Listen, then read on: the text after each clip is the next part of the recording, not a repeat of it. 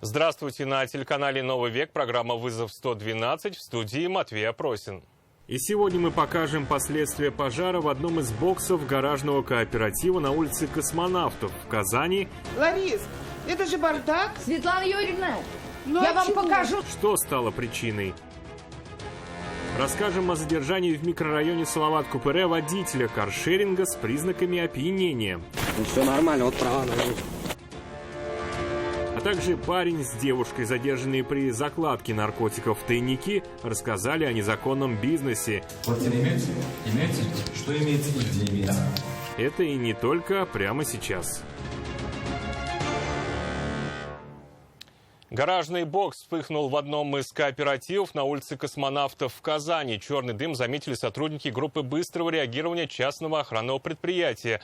Они тут же вызвали пожарных. Охранник сообщил обо всем председателю, а она, в свою очередь, владельцу гаража и его непосредственным соседям.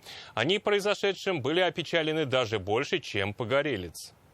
Ну это вообще, конечно, беспредел. Владелица соседнего сгоревшим гаража произошедшим была возмущена. Самый замок Ларис. Замок, как рассказала председатель кооператива, срезали прибывшие пожарные, искали очаг возгорания. Они не знали, где дым валил из вашего гаража, из того гаража. Соседка погорельца рассказывает, бокс достался ее сыну в наследство от ее отца. Внутри прибрались, все лишнее выкинули. Вот зайди ко мне в гараж. Так нет, Зайди ко мне в гараж. Случилось. Чистота и порядок. Я согласна. Отца давно уже нет. Мы все отсюда вывезли. Кто хозяин этого сейчас гаража? Где он? Вы молодой человек.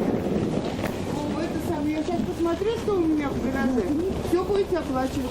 Пользуется гаражом нечасто. Из ценного хранится сменная резина, машину ставит крайне редко. Поэтому и ущерба практически нет, если не считать спиленного замка и закопченного потолка. Ну, ничего не пострадало. Это ж надо днем посмотреть. Рассказывает, приезжает сюда регулярно, убирается и чистит снег. Я была здесь в воскресенье утром, почистила дорожку. Свет у меня включается, но я его никогда не включаю. Я днем бываю. Мне на какой этот свет нужен? Сам погорелец приезжал чистить снег незадолго до возгорания. Рассказал, гараж со всем содержимым купил всего месяц назад. Выкинуть все ненужное еще не дошли руки и не понимает возмущения соседей. Ну в чем дело-то? Кто в гараже диван старый держит? Ларис, это же бардак. Светлана Юрьевна, я вам покажу. Знаете, сколько держат в гаражах? Чего только не держат. И старые, и новые. До этого несколько лет бокс пустовал. Года 3 назад, когда трактором убирали снег, погнули ворота. Теперь между створками большая щель. Достаточная, чтобы бросить спичку или окурок. Нынешний владелец не отрицает. Причиной может быть и короткое замыкание. Не скрывает, свет включал. Даже квартиру покупаем. Мы делаем в первую очередь что? Электропроводку. Какого-либо значимого ущерба пожар не нанес. Уничтоженный огнем старый диван ценности не представлял. На гараж соседей огонь не перебрался. С возгоранием пожарные справились за считанные минуты. С накалом эмоций владельцам гаражей справляться придется самостоятельно. Все выбросила. Вероника Гайнудинова, Дарья Кореева, «Вызов 112». В Челнах девушка спасла жилой дом от пожара. На записи с камер видеонаблюдения видно, как мужчина, заходя в подъезд, вбросил в мусорку непотушенную сигарету. От тлеющего окурка содержимое урны вскоре вспыхнуло. Охваченный огнем мусорный бак увидела девушка, живущая в доме по соседству. Она схватила лопату и побежала закидывать пламя снегом, чтобы оно никуда не перекинулось. Окончательно справились с огнем прибывшие пожарные. 23-летнего водителя арендованного «Фольксвагена» с признаками опьянения задержали автоинспекторы на улице Мустая Карима в микрорайоне Салават-Купыре. Им показалось странным, что водитель каршеринга, увидев патрульный автомобиль, развернулся и поехал в другую сторону. Ну не просто так задержали. Он признался, нарушил, но что именно рассказывать не хотел. Пусть останется со мной. Сотрудники, вот они меня задержали, я с ними поговорю. Мне этого достаточно. За час до этого автоинспекторы в микрорайоне Салават-Купыре заметили каршеринг, водитель которого при виде патрульного автомобиля развернулся и поехал в противоположную сторону. Водители решили проверить. За рулем «Фольксвагена» находился 23-летний молодой человек с признаками опьянения. Для прохождения медицинского освидетельствования его доставили в больницу, но там от прохождения процедуры молодой человек отказался. Почему? Также не объяснил. Все нормально, вот права на них. Права у молодого человека останутся до суда. Ответственность за отказ от освидетельствования такая же, как за езду в нетрезвом виде. Лишение водительского удостоверения на срок от 1,5 до 2 лет и штраф в 30 тысяч рублей. Также по стандартному договору аренды ему предстоит выплатить каршеринговой компании 55 тысяч за эвакуацию автомобиля на штрафстоянку и 110 тысяч за нахождение за рулем в состоянии опьянения. Рания Абдрахманова, Дарья Кореева, Вызов 112. За сутки в Казани 6 пешеходов попали под колеса автомобиля. Один наезд оказался смертельным. Ранним утром на пересечении Дорожного переулка и улицы Новый Татарстан 28-летний водитель автомобиля «Мазда» сбил 28-летнюю женщину. Через час на улице Тукая под колеса Ниссана попал 19-летний парень, а на Патриса Лумумбы пострадал 12-летний ребенок. Его сбил водитель «Лады».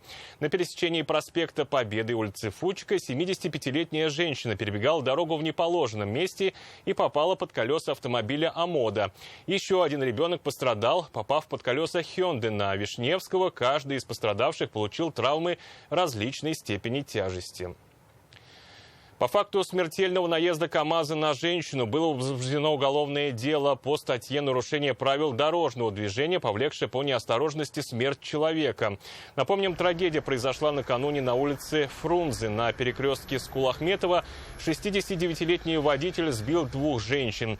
33-летняя погибла на месте, 38-летняя была госпитализирована с переломами. Автоинспекторы установили, один из КАМАЗов, поворачивая налево, проехал пешеходный переход, а второй грузовик следом совершал тот же маневр и не пропустил пешеходов. В ближайшее время следователи обратятся в суд для избрания меры пресечения предполагаемому виновнику. Как он сам признался, за рулем уже полвека. За последние 2 года 9 раз привлекался за нарушение правил дорожного движения. КАМАЗ, которым он управлял, принадлежит индивидуальному предпринимателю. Подозреваются в распространении наркотиков. Полицейские задержали в лесопосадке поселка Царицыно молодую пару, которая оборудовала там закладки. Во время досмотра у парня и девушки при себе обнаружили сверток с порошкообразным веществом. А в их квартире обнаружили еще несколько свертков и электронные весы. Общий вес изъятого более 200 граммов. Влюбленной паре грозит до 10 лет лишения свободы. В данной квартире, получается, вы проживаете со своим молодым человеком, правильно? Да. За несколько часов до обыска в этой квартире молодую пару, парня и девушку задержали в казанском поселке Царицыно по подозрению в хранении наркотиков. Они попали в поле зрения стражей порядка в тот момент, когда оборудовали тайники с запрещенными веществами для дальнейшей продажи дистанционным способом. У них нашли несколько свертков с порошкообразным веществом. Отпираться было бесполезно, и задержанные сознались, что в арендованной ими квартире есть еще. В квартире имеется? Имеется? Что имеется и где имеется? На кухне, в шкафу. Они ответили честно. В шкафу под газовой плитой полицейские обнаружили свертки с аналогичным веществом, электронные весы, ложку и упаковочный материал. По сколько грамм там вообще? По 2.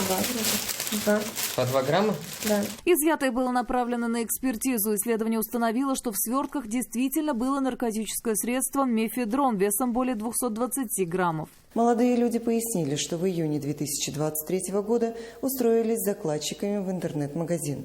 Переписку вели в специальном приложении, а зарплату получали на биткоин-кошелек с последующим выводом денежных средств на свои банковские карты. Молодые люди признались, за неделю до задержания забирали оптовую партию наркотиков около деревни Воронина в Зеленодольском районе. Расфасовали их на разовые дозы и разложили по тайникам. Точные координаты закладок отправили своему координатору. По данному факту следственным отделом отдела полиции «Гвардейский» Управления МВД России по городу Казани возбуждено уголовное дело по части 4 статьи 228 прим. 1 Уголовного кодекса Российской Федерации. По решению суда задержанных заключили под стражу. Суда они будут дожидаться в следственном изоляторе. Если вина молодых людей будет доказана, им может грозить до 15 лет лишения свободы. Нафиса Минязова, Вызов 112.